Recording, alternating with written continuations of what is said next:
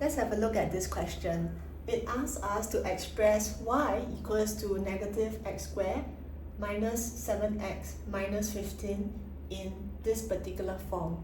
Okay, every time you have a question that asks you to express something in this form, recognize that there is always a bracket and a square, and outside of it there is a number. This means that they are asking you to complete the square.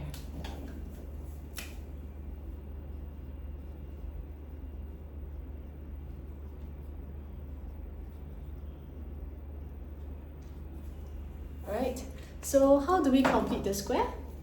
Let's come back to the given expression. And we know that when we want to complete the square, what is essential is the x squared term as well as the x term. Another thing we need to remember when we complete the square is that the coefficient of x squared has to be 1. Because of that, the first step would actually be to factorize out negative 1 from these first two terms, okay? Because these two terms are the essential terms needed to complete the square. So I'm bringing out negative 1, and what have I left? Here we'll be left with x squared plus 7x. Now negative 15, we do not factorize out negative 1, so it remains outside the bracket with just negative 15. Following that, we proceed to complete the square based on this portion, which is in the bracket. So this becomes our a squared plus 2ab will be half of 7 plus b squared. And because remember this is the added term that is originally not here, we have to remove it. Okay, and that completes the square. Now what have we left out? We have a negative 15 outside the bracket, and this basically just tags along.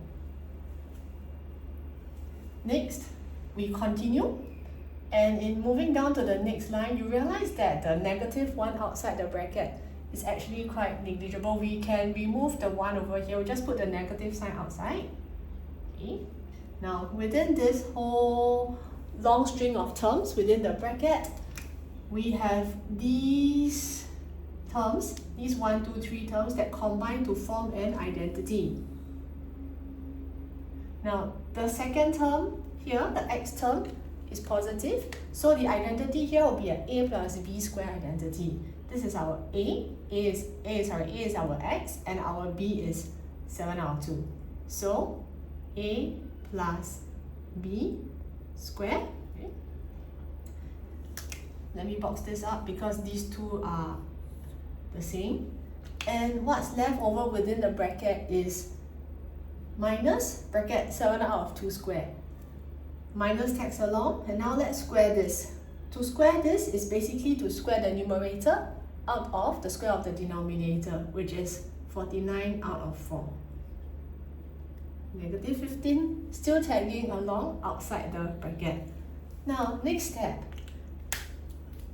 How can we move our solution that we have at this present moment to what the question wants us to have? So you realize that the question wants us to write or manipulate our expression with the square on its own together with the negative sign, and this number is gone. Yeah? So how do we get this out of the bracket?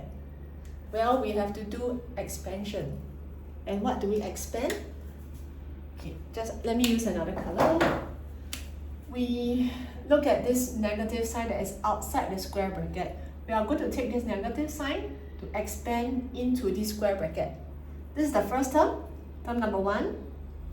This is the second term, term number 2. So I expand in. What do I get? I will get minus x plus 7 out of 2 squared. Next, I'm going to expand by taking again the negative sign multiplied by the second term, which is to multiply by negative 49 out of 4. So negative gives us positive, so positive 49 out of 4. And because of the expansion being done, you realize that the square bracket is gone. Now what else do we need to do? Remember our negative 15, so it continues to tag along. Now I think we are quite close to what the question is asking for. This is whatever that is required already. Let's just put it down. And what about this portion? You realize that, oh, you can actually combine them since they are both constant terms, right? So taking 49 out of 4 minus 15, we will end off with negative 11 out of 4. So this will complete the question.